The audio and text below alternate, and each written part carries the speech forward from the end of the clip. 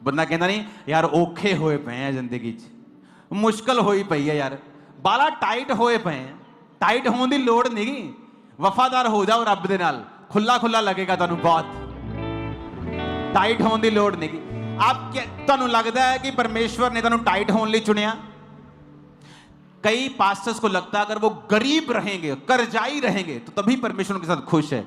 Bible कहती जिसके तुम कर्जदार हो उसके तुम नौकर हो, जिसका तुमने पैसा देना है ना उसके तुम नौकर हो। प्रभु नहीं चाहता तुम किसी का नौकर बनो। इसको कूल मत समझो, गरीबी को, यह कूल नहीं है। यह सिर्फ शब्दों में कूल लगती है नहीं।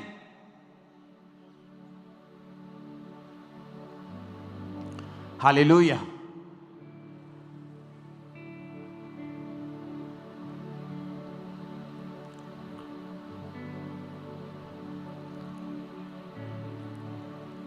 ये कूल नहीं है, मैं आपको बता रहा हूं। आपको परमेश्वर के राज्य के लिए पैसा चाहिए, आत्मा चाहिए, उसके बाद पैसा चाहिए, वचन चाहिए, उसके बाद पैसा भी चाहिए।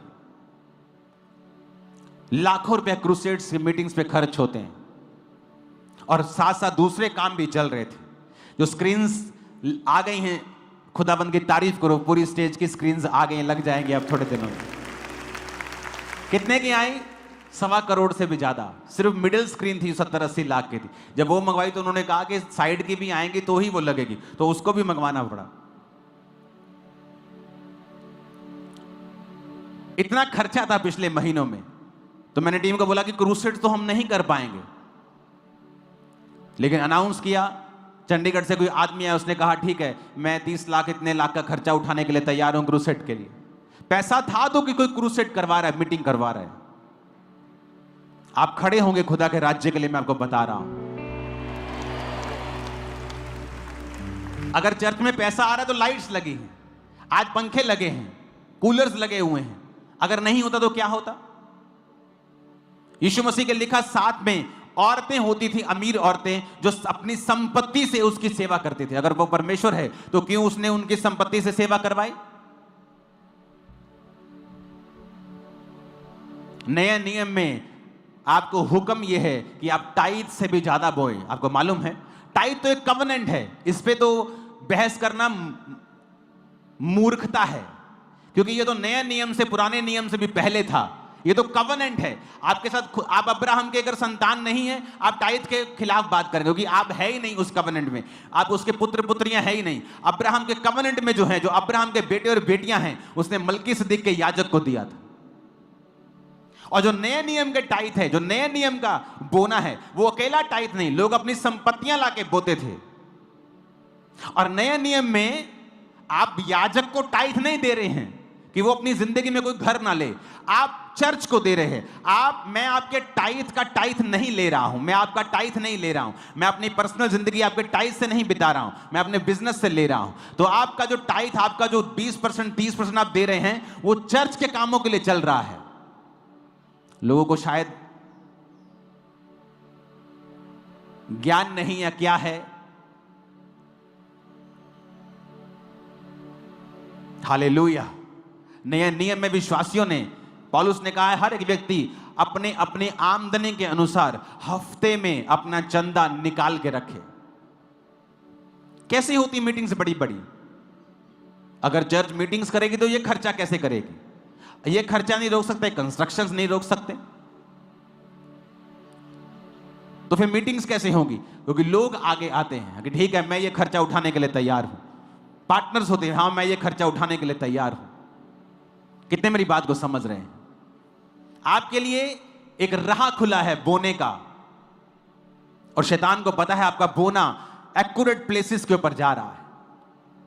और कैसे रूहें बच रही हैं, कैसे लाखों करोड़ों लोग यहां क्रूसेड होते, यहां मीटिंग्स होती। लोग ऐसे ऐसे देशों में स्क्रीन्स लगा के हजारों की गिनती में गलियों में बैठे और लाइव क्रूसेड अटेंड कर रहे हैं, जिनको यहां का वीजा नहीं मिलता है, इंडिया का, जो दूर है बहुत। वो रूहें बच रही हैं तो उसका असर आप पर भी हो रहा है जो बो रहे हो, आप पर भी हो रहा है जो प्रेयर कर रहे हो, आप पर भी हो रहा है जो फास्टिंग कर रहे हो। इसके खिलाफ सिर्फ दुष्ट आत्मा है वो जो जा सकता है। कोई खुदा का सच्चा खादिम इसके खिलाफ नहीं जाएगा। हालेलुया। अपने पड़ोसी को फिर से बोलो, जहां कहीं। फिर से वो वचन पढ़ेंगे हम। देखो क्या लिखा है यार, पंजाबी च भी कटिया करो नाल, मजा आता पंजाबी च।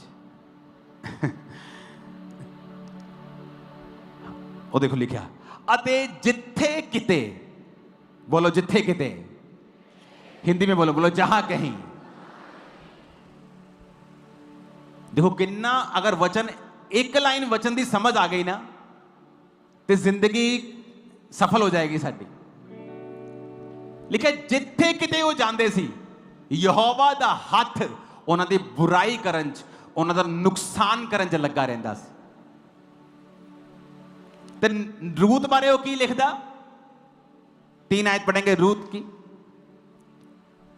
कहता जिस खेत में वो संयोग से गई, जिस खेत में जो चली गई, लिखिया वो बोझ दा निकलिया। गई तो नौकरानी दे रूप दे विच सी, नौकरां तो भी थल्ले सी, पर उन्होंने पता नहीं सी वो मालकण आ उत्थे दी। तुसीं बहुत वड्डी बरकत पाने वाले हो, आत्मिक ते शारीरिक दोनों। पर एक कंडीशन है आपके, क्या यहोवा आपके संग है? क्या आप यहोवा को किसी आशीष के लिए मान रहे हो, या आपने सचमुच अपना जीवन परमेश्वर को दे दिया है? जिदा आस है, और ये आस कि अपनी सास को बोला हुआ है कि ठीक है मैं तेरे नाल रवांगी, पर तू ना मेरा ब्याह करा दिया अपने किसी रिश्तेदार ना। उसने नहीं कहा, उसने कहा मैं तेरे संग रहूंगी, मैं तेरे संग रहूंगी।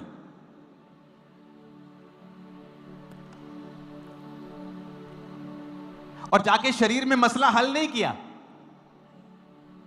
आज बहुत से क्रिश्चियंस पॉलिटिशियंस, पास्टर्स मसलों को शरीर में हल करना चाहते हैं।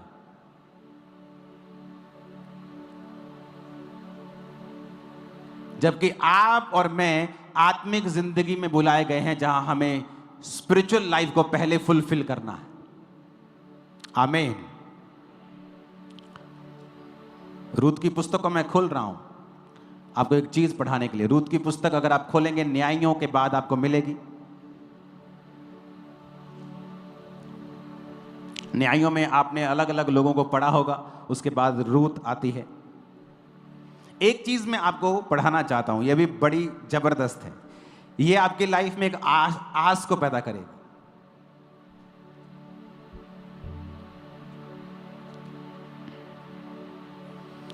रूत 3 उसकी 13 में लिखा है, बोaz ने रूत से विवाह कर लिया और वह उसकी पत्नी हो गई, और वह उसके पास गया और यहोवा की दया से उसको गर्भ रहा और उसके एक बेटा उत्पन्न हुआ। स्त्रियों ने नयोमी से कहा, यहोवा धन्य है जिसने तुझे आज छुड़ाने वाले रिश्तेदार के बिना नहीं छोड़ा। इज़राइल में इसका बड़ा नाम हो।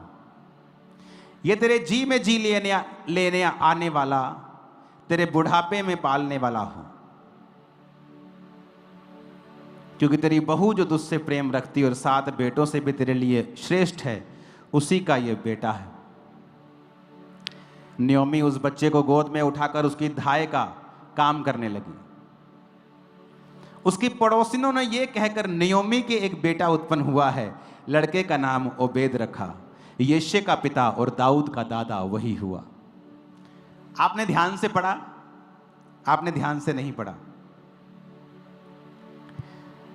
17 आयत को निकालेंगे फिर से।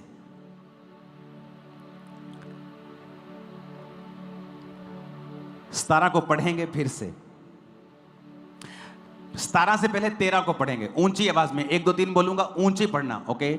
17 13 को पढ़ेंगे, 1 2 3। क्वायर पढ़ना इसको। तब बोaz ने रूत से विवाह कर लिया। 1 मिनट। दूल्हा कौन भाई? बोलो ऊंची आवाज, बोaz। दुल्हन कौन है? रूत। दूल्हा कौन? मैं छड़ना नहीं, तुम टीचर है मैं थोड़ा आज। जब तक तुम ऊंची आवाज नहीं बोल। दूल्हा कौन? दुल्हन कौन? रूथ। 17 लिखा, वो पढ़ांगे। और उसकी पड़ोसिनों ने यह कहकर नायोमी का एक बेटा उत्पन्न हुआ है। पुत्र किदे होया? बेटा किसका? किसको बोल रहा है? बेटा किसके हुआ? पर बेटा किसके हुआ था? रूत के। 13 आयत को फिर से पढ़ेंगे। बोअज ने रूत से विवाह कर लिया और उसकी पत्नी वो हो गई। यहोवा की दया से उसको गर्भ रहा और उसके बेटा उत्पन्न हुआ। पर वो बेटा कहलाया किसका? नयोमी का। क्यों? क्योंकि परमेश्वर ने जो नयोमी से छीन लिया था उसको वापस कर दिया।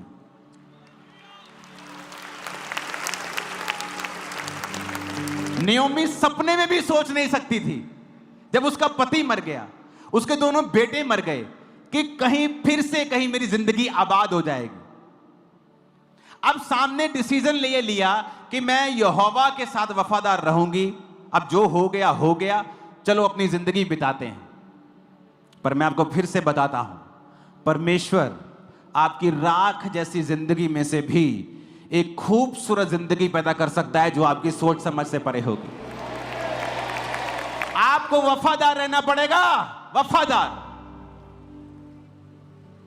वो वाला वफादार नहीं, अगर 7 हफ्तों में आशीष नहीं मिली तो कहीं और चली जाऊंगी।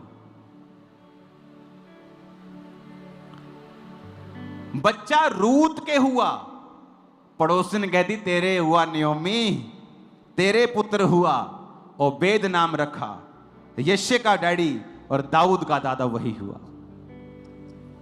क्यों कहा? परमेश्वर जानते हैं उसका बेटा, वो उसकी धाई का काम करने लगी, उसकी दाई बन गई। वो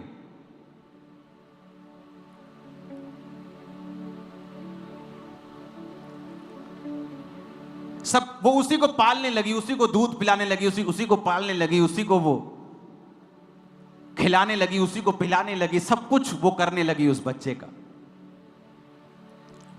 पैदा वो रूत से हुआ, कहलाया नयोमी का, क्योंकि परमेश्वर ने उसको गिफ्ट दिया कि तू मेरी स्पिरिचुअल लाइफ में मेरे साथ तू वापिस आई है नयोमी, ये ले, मेरी ओर से तुझे एक गिफ्ट देता हूं जो तुझे कोई नहीं दे सकता था।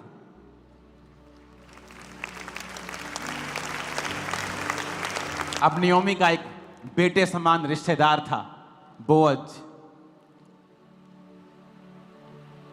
7 बेटों से भी उत्तम एक बहू थी रूत, और एक ओबेद नाम का एक बच्चा भी था जो उसका कहलाया। परिवार हो गया कि नहीं पूरा? और कहां से पूरा हुआ? एक राख से। वो भी उसी की गलती की वजह से राख हुआ था। औरत नहीं कह सकती कि मेरे पति ने कर दिया। कि एलीमेलेक ने कहा अगर एक औरत चाहे तो अपने हस्बैंड के डिसीजन को चेंज कर सकती है, अगर वो खुदा का बनाया हुआ डिसीजन नहीं है तो। पर नहीं किया उसने। संसारिक चीजों में बिजी, अपने बेटों में बिजी। पति कह रहे अच्छा कोई बात नहीं, गलत तो लग रहा है लेकिन क्या करें, और सब कुछ गवा के वापिस आई। तो परमेश्वर ने कहा अब तू मेरे पास आई है, मैं तेरी जिंदगी को फिर से हरा भरा कर दूंगा। अब वो जहां गई, जिस खेत में, वो बोअज का निकला। और यहोवा दूसरी तरफ कहता है इजरायली जब मुझसे फिर कर और परमेश्वर को मानने लगे, तो लिखा यहोवा का हाथ जहां कहीं वहां जाते, जहां कहीं, जिथे किते, जहां कहीं वो जाते थे उनकी बुराई करने में लगा रहता था। तो क्या मैटर करता है? मैटर यह करता है कि मेरी लाइफ में मैं प्रभु के साथ वफादार हूं कि नहीं हूं। मैंने एक्सपीरियंस किया है, संपूर्ण पवित्रताई में चलना शुरू कर दो, संपूर्ण पवित्रताई में, कंप्लीट सिद्धता में, आप मैग्नेट बन जाओगे ब्लेसिंग के लिए। आप देखना क्या होता है, आप देखना क्या होता है, खिंची चली जाएंगी आशीषें और सब बरकतें, आत्मिक शारीरिक वो कैसी भी हो आपकी ओर।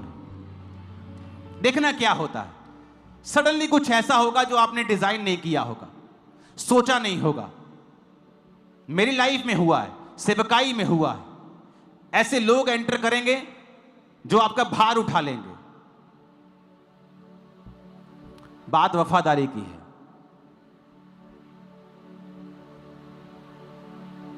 इमेजिन करो आप जहां कहीं जा रहे हैं सफल हो रहे हैं, क्योंकि खुदाबंद आपके साथ है। और जब परमेश्वर आपके संग नहीं, जहां कहीं आप जा रहे हैं आपको पता है कि परमेश्वर आपके संग नहीं, तो रिजल्ट क्या होगा अब आप निकाल लेना। God bless you all. मेरा बिलीव है आप लोग इस वचन को समझ चुके होंगे और अपनी जिंदगी परमेश्वर के साथ तौबा करते हुए बिताएंगे। अगर वो नयोमी को, उस छूछे हाथ वाली, खाली हो चुकी, कड़वी हो चुकी नयोमी को फिर से हरा भरा कर सकता है, वो आपको भी हरा भरा करने वाला है। कोई भी आपकी कंडीशन नयोमी से बुरी तो नहीं होगी। ना पैसा, ना पति, ना बच्चे, ना घर, ना अपना देश, और मुड़ गई परमेश्वर की ओर। क्या है आपकी प्रॉब्लम? नथिंग। अगर वो उसको सॉल्व कर सकता है, वो आपकी भी सॉल्व कर सकता है। एक वायदा कर ले खुदाबंद के साथ, वफादार रहेंगे, बाइबल पढ़ेंगे, प्रेयर करेंगे, वचनों के साथ फेथफुल रहेंगे, आप नीचे नहीं देखेंगे कभी भी फिर।